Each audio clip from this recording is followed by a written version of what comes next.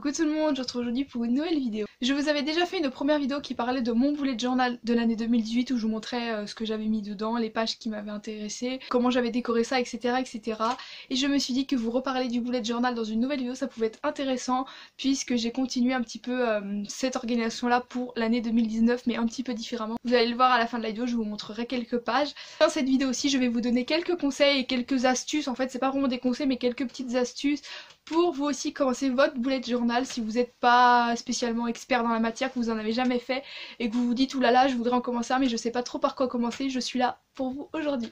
Bien sûr, je ne me prétends pas experte en la matière, moi aussi je suis une débutante dans le bullet journal puisque c'est que ma deuxième année que j'en fais un. Je suis pas très douée en dessin, je suis pas très douée en tout ça, je partage juste un petit peu mon expérience à moi, les conseils que j'ai pu entendre et qui m'ont servi, les trucs que moi aussi je me suis rendu compte, ah tiens ça j'aurais bien aimé le savoir, du coup je vous le partage à vous. Je ne prétends pas du tout que tout ce que je dis c'est incroyable, c'est génial, c'est la solution miracle et qu'il faut absolument tout faire pour avoir un bullet journal parfait.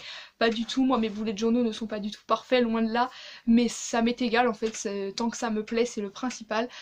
J'arrête donc de blablater et je vous laisse avec la vidéo. Tout d'abord, la chose qui est selon moi la plus importante à retenir, c'est qu'un bullet journal c'est personnel, ça doit vous correspondre à vous. Vous n'avez pas besoin de copier le bullet journal de quelqu'un d'autre, même si vous le trouvez très beau. Vous pouvez bien sûr vous inspirer de tout ce que vous voyez un petit peu partout, des trucs que vous trouvez jolis, etc. Je reviendrai sur ça dans un prochain conseil.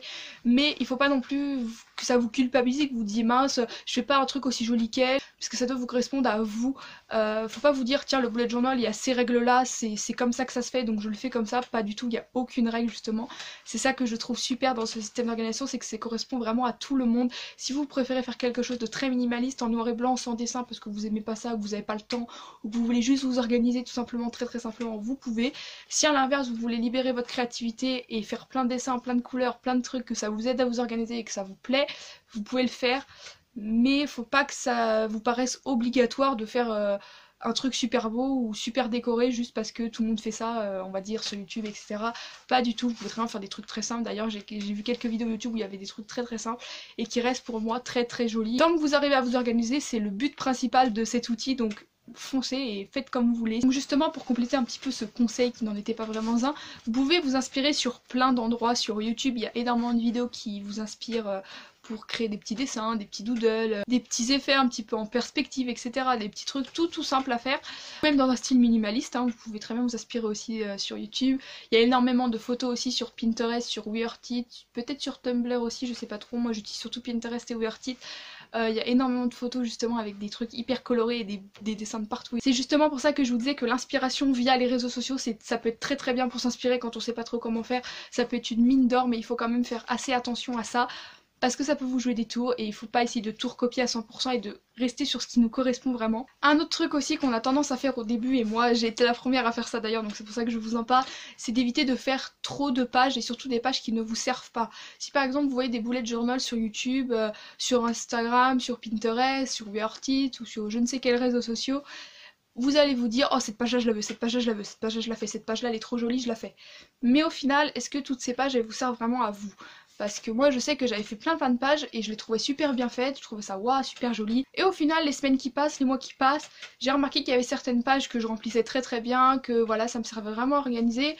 Et d'autres, j'ai pas forcément vu le principe, j'ai arrêté de les remplir parce que ça m'a lassé, j'ai pas aimé, ça me correspondait tout simplement pas. Et c'est un peu un piège parce que du coup bah c'est un peu bête de passer du temps à faire des pages qui ne vous correspondent pas, qui vont prendre de la place dans vos bullet journal. Faut plutôt au contraire faites des pages qui vous plaisent à vous. Ce qui rejoint un peu ce conseil, à l'inverse, c'est si vous avez une idée de page que vous n'avez jamais vue ailleurs, que personne n'a jamais fait, mais que vous ça pourrait vous aider à vous organiser, que ça pourrait vous être utile, ne vous dites pas oh bah non je l'ai vu nulle part, c'est que c'est pas dans les règles du bullet journal donc je ne la mets pas. Pas du tout, comme je l'ai dit c'est un truc très personnel donc si ça vous sert à vous bah faites-le, voilà, c'est pas parce que vous l'avez vu nulle part que personne ne l'a jamais fait et puis même si personne ne l'a jamais fait il n'y a pas de raison que vous ça vous aille pas. C'est pas une compétition le bullet journal, c'est pas un truc en mode qui fait le plus beau truc, qui fait le truc le plus coloré, le plus dessin, pas du tout, c'est juste pour s'organiser, pour que ça vous corresponde à vous avec tout ce ce que vous aimez vous et tout ce qui vous correspond à vous. Quand vous voulez faire une page, dites-vous est-ce que ça va vraiment me servir, est-ce que je vais vraiment avoir l'assiduité de la remplir.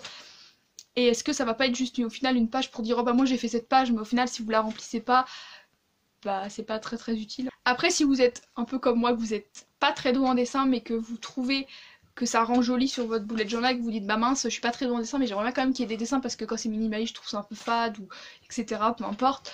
Il existe des doodles, donc les doodles qu'est-ce que c'est? C'est comme des petits stickers, des petits autocollants un peu qui sont déjà dessinés, donc en fait vous n'allez pas les dessiner, vous allez juste à les coller sur votre bullet journal. Donc certes ça fait, moi je trouve que ça fait un peu moins beau parce que quand on regarde votre bullet journal de loin on voit pas forcément que c'est un dessin qui n'a pas été fait à la main sur le papier. Mais quand on regarde de près, ça se voit que par exemple ça a été collé, qu'il y a un petit autocollant, que c'est pas forcément exactement la même couleur que la page, donc ça peut faire un peu bizarre. Moi je suis pas fan de ça, j'en ai pas utilisé parce que je préférais faire mes dessins qui étaient pas très beaux, mais au moins c'était à moi, mes dessins à moi. Et puis moi j'aime bien aussi faire des petits dessins même si je suis très nulle en dessin, j'aime bien quand même, donc voilà. Mais vous, si vous aimez pas du tout faire des dessins et que vous préférez cette option là, sachez qu'elle existe. Vous pouvez aussi utiliser du masking tape, donc du masking tape qu'est-ce que c'est? Alors ça pareil j'en utilise pas, moi personnellement je n'en ai pas mais je trouve ça super joli. En fait c'est du scotch avec des motifs, des couleurs etc. que vous pouvez coller sur votre bullet journal, donc pour accrocher des photos, pour attacher quelque chose ou même juste, il y en a qui mettent des bandes en bas de page ou en haut de page pour faire une décoration.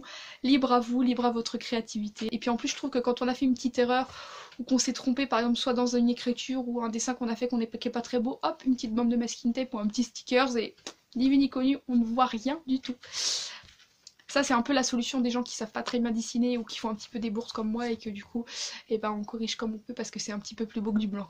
Comme je vous l'ai dit, quand j'ai commencé à faire mon bullet journal 2018, puisque c'était mon tout premier bullet journal, je savais pas du tout comment faire, j'en avais juste entendu parler une fois dans une vidéo, je sais plus du tout de qui. Et je me suis dit, waouh, ça a l'air trop bien, je vais faire ça et tout, parce que pour m'organiser, ça va tout regrouper ce que j'aime et tout. Et waouh, je vais faire ça, ça a l'air trop cool. Et au final, je me suis dit, oui, c'est bien beau de vouloir le faire, mais comment on fait? Quelle page on met? Justement, je savais pas du tout comment faire, parce qu'il y a certaines pages que vous n'êtes pas du tout obligé de mettre, mais qui reviennent souvent dans les bullet journal, par exemple l'index, la page de présentation, les clés qu'on appelle les keys.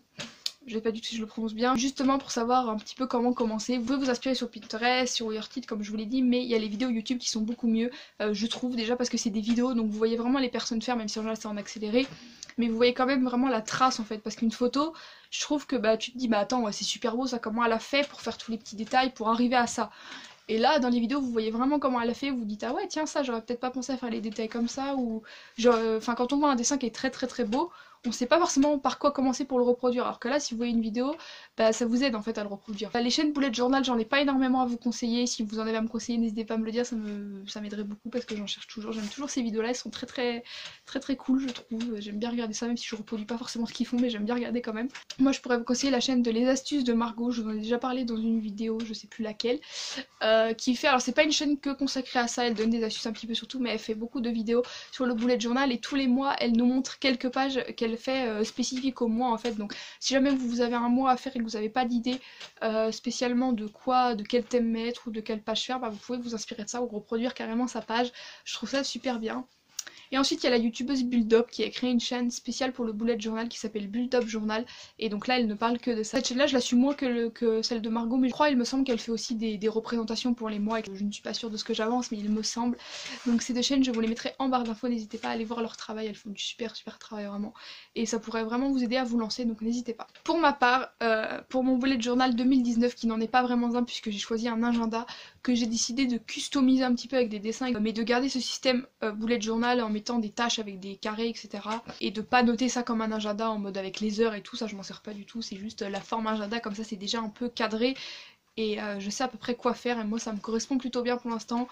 Pour l'instant ça fait 2 mois du coup que je l'utilise depuis le début de l'année, et ça me correspond totalement, j'arrive totalement à m'organiser avec ça, et à côté de ça je rajoute des petits dessins, des petits trucs, donc c'est tout à fait possible de faire comme ça. Moi j'appelle encore ça un bullet journal, j'appelle pas ça un agenda, pour moi ça reste un bullet journal. Donc mon bullet journal 2019, je vous en ai déjà parlé dans une vidéo. C'est un bullet journal comme ceci de la marque Ouverture et c'est écrit 2009 dessus. Moi je l'ai pris en un petit peu doré, que je le trouve super bien. Tout de suite je vais vous montrer quelques images de certaines pages pour que vous voyez un petit peu de quoi je vous parlais tout à l'heure.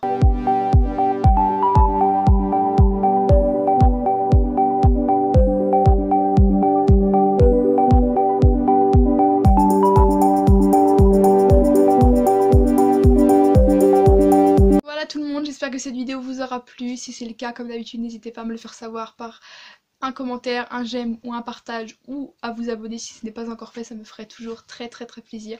Moi j'espère que mes conseils vous serviront à débuter un bullet journal. Si vous avez commencé un bullet journal, n'hésitez pas à me le montrer sur mes réseaux sociaux qui seront en barre d'infos ou à me taguer dessus ou je ne sais quoi, ça me ferait très plaisir de voir vos créations. Si d'autres vidéos sur le thème de l'organisation et du bullet journal vous intéressent, n'hésitez pas à me le dire en commentaire, je vous ferai ça avec plaisir car c'est un thème que j'adore aborder sur ma chaîne. Moi je vous fais plein de gros bisous et je vous dis à très vite pour une prochaine vidéo. Ciao!